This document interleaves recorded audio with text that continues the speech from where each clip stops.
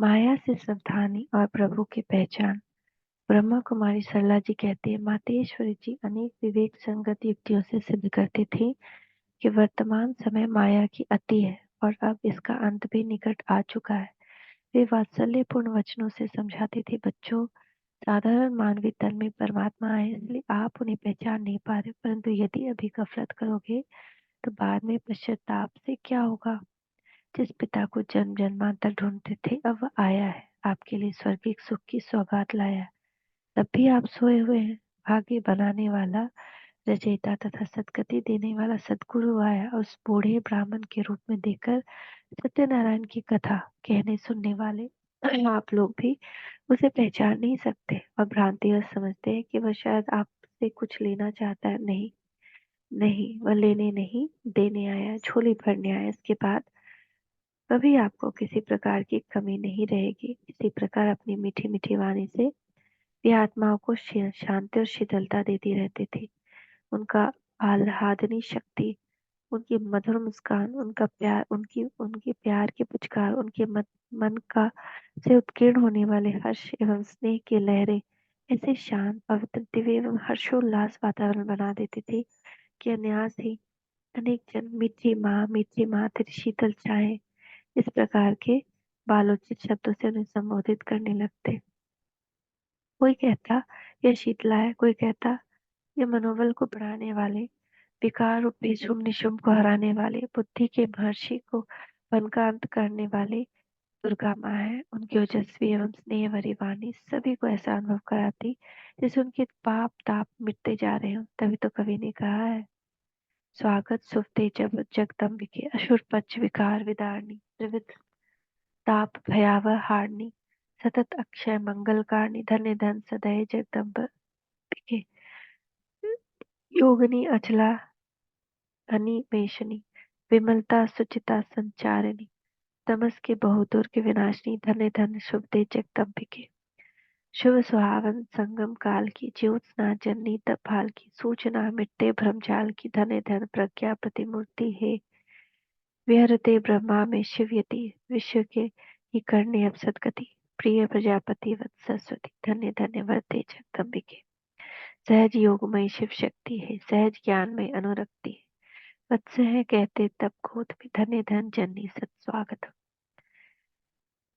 प्रिय पिता ब्रह्मातन व्रत में, प्रभे सदाशिव के अवतार की, तुम चली करने उद्घोषणा, धन्य धन तब हे मम मातरम। तब मई कली की रजनी मिटी, प्रकट संगम काल सुहावना, सतयुगी सुख सृष्टि निमित है, चीर प्रकाश में मम मातरम। ग्रसित दुर्धर्म देह अभिमान से, स्मृति विहीन हुए जड़ थे सभी, अमृत ज्ञान मिला हम जी उठे, अमर तेज हे मम मातरम। विमलते तुमने वह दृष्टि दी मिल रही सुखमय पवित्रता, वंदना यह लो जगदम बिके सकल वंदित वंदे मातरम। कानपुर में मातेश्वर जी के मधुर ज्ञान वीणा के मधुर स्वर लहरी। ब्रह्म कुमारी आत्मा इंदिरा जी कहते हैं कि इस अवसर पर कानपुर में एक विशाल सभा का भी आयोजित किया गया था। वह दृश्य भी देखने जैसा था। बहुत ही शांत वातावरण, मंच भी बहुत ही अच्छे ढंग से सजा हुआ, काफी ऊंचा बनाया गया।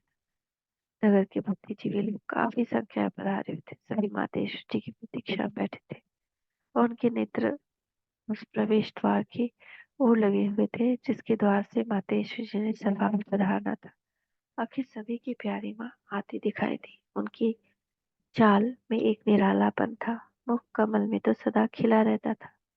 व्यक्तिगत रूप उनका भव्य था ही, उनका आध्यात्मिक प्रभाव भी कुछ ऐसा निराला था कि मन को शीतलता एवं हर्ष प्रदान करता था तथा पवित्रता एवं प्रभु प्रेम के लिए प्रेरित करता था। माँ को देखते ही सभी लोग अपने अपने स्थान पर उठ खड़े हुए। वातावरण में एक कौतूहल था कि देखिए माँ क्या कहती है। माँ ने श्वेत आसन धारण किया और उनके विराजमान होने पर सभी लोग पूरे ध्यान से उनकी मधुर वाणी को सुनने के लिए उत्सुक हो उठे। मंच मंत्री भी पहले तो अवाक बैठे रहे, शायद वे इसी सोच में थे कि सरस्वती माँ का परिचय उनके सामने किन शब्दों में दे, परंतु सरस्वती माँ के उपस्थित होने से उनकी वाणी का प्रभाव अभूतपूर्व रूप से चला। कुछ न होने के बाद माँ पहले तो मौन रही, सरस्वती भी मौन हो जाए तो इसका भी कुछ रहस्य रहा होगा। ज्ञान एवं योग से प्राप्त होने वाला आनंद ही निराला है, उसका वर्णन कैसे किया जाए। अतः माँ ने प्रभु प्यार से भरे नेत्रों द्वारा मानो इशारे इशारे में समस्त जनता को कह रही हूँ, वत्सो, क्या अभी भी संसार के विषय विकारों से मन उबा नहीं? जिस प्रभु को पुकारते थे, क्या उसके यहाँ पधारने पर उससे आध्यात्मिक मिलन मनाने के लिए अभी भी पवित्र बनने की चाव आप में नहीं? जीवन के ये थोड़े से दिन गुजरते पता भी नहीं चलता, तब क्या इन्हें आत्मिक सुख में रमने के बजाय विकारों की धूल में धूमिल करना सही समझते हैं? मुख के बजाय नयन बोलते रहे, नयन अधिक निकट है भ्रुकुटी में स्थित आत्मा में कि अतः माँ का आत्मन नयनों से सभी वत्सों को अंतर्राष्ट्रीय भाषा में कह रहा था, बस बहुत हो गई, अब तो चलने की तैयारी करो उस प्रभु की प्रकाश नगरी के पावन वातावरण में। फिर जो लोग इस मौन भाषा को नहीं समझते थे उनके लिए माँ के होंठ वीणा की तार की तरह ज्ञान गीत गाने लगे। अद्भुत स्वर लहरी थी जिसमें आत्म आनंद विभोर उठा। ईश्वरीय तान छेड़ती थी माँ ने। आत्मिक सुख अनुभव करने लगे सभी वत्स, ऐसा कि जैसे मरुस्थल में ग्रीष्म ऋतु में प्यासे पथिक को शीतल जल का प्यारा पिलाकर उसके प्राणों की रक्षा करे। अलौकिक माँ से मधुर ज्ञान लोरी पाकर आत्माओं को 5,000 वर्ष के बाद सच्चे स्नेह का अनुभव हुआ। इस प्रकार माँ ने प्रथम बार यज्ञ से बाहर जाकर मधुर ज्ञान वीणा से जन मन को प्रभु संदेश दिया। अब तो अनेकानेक सेवा केंद्रों से माँ को निमंत्रण आने लगे कि वे उनके नगर में भी आकर आत्माओं को ज्ञान की मधुर लोरी देकर जाए। अतः इस लोक कल्याण के लिए सेवार्थ माँ को दिल्ली में आना पड़ा। मातेश्वरी जी का दिल्ली में पदार्पण। ब्रह्म कुमारी रुक्मणी जी कहती हैं कि दिल्ली में नित्य प्रति ज्ञान लाभात होने वाले भाई बहन तो बहुत समय इस बात के लिए अनुरोध कर ही रहते कि मातेश्वर जी तथा पिता श्री जी दिल्ली में पधारे। वे बहुत बार मीठा उलाहना देते हुए कहते थे, आपने तो उनके कई वर्ष तक ज्ञान लाभ उठाया, डायरेक्ट उनसे योग विधि का क्या जगत के अलौकिक माता पिता से हमें यह सौभाग्य प्राप्त नहीं होगा? है तो सभी ईश्वर के गोद के बच्चे, तब क्या हमें उस परम पिता के इन साकार माध्यमों के द्वारा आत्मिक स्नेह, दिव्य संपदा, पवित्रता की अपार राशि, हर्ष का विनाशी खजाना लुटने का अवसर नहीं मिलेगा? इस प्रकार उन सभी ने भाव विभोर होकर अति स्नेहयुक्त एक सामूहिक पत्र मधुबन में लिख भेजा। उसके अनुनय विनय किया कि यदि माता पिता दोनों नहीं भी आ सकते तो पिताश्री कम से कम मातेश्वर जी को भेजकर उनके जन्म जन्मांतर की ज्ञान पिता पिपासा को तृप्त करने का अनुग्रह करे।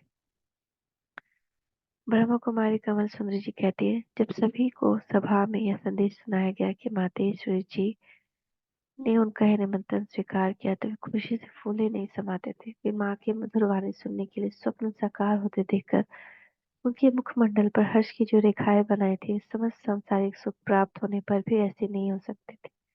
उन्हें तो खुशी थी कि मातेश्वरी जी सम्मुख ईश्वरीय ज्ञान सुनकर उनकी जन्म जन्मांतर की मन की मैल मिटेगी। और वे ये भी सोचते थे कि वे अपने मित्रों तथा संबंधियों को मातेश्वरी जी के अलौकिक करने वाले प्रवचनों से लाभान्वित करने का यत्न करेंगे। अतः खूब तैयारियां होने लगी और दिन गिनते गिनते उत्सुकता बढ़ने लगी। जब वह दिन आ पहुंचा तब रेलवे स्टेशन पर उनका स्वागत करने के लिए ब्रह्मावत काफी संख्या में पहुंचे। सभी श्वेत वस्त्रधारी हर्ष सभी हर्षित मुख प्लेटफॉर्म पर अन्य यात्री तथा उनको छोड़ने आए उनके मित्र देखकर आश्चर्य में पड़े हुए थे कि आज क्या होने वाला है।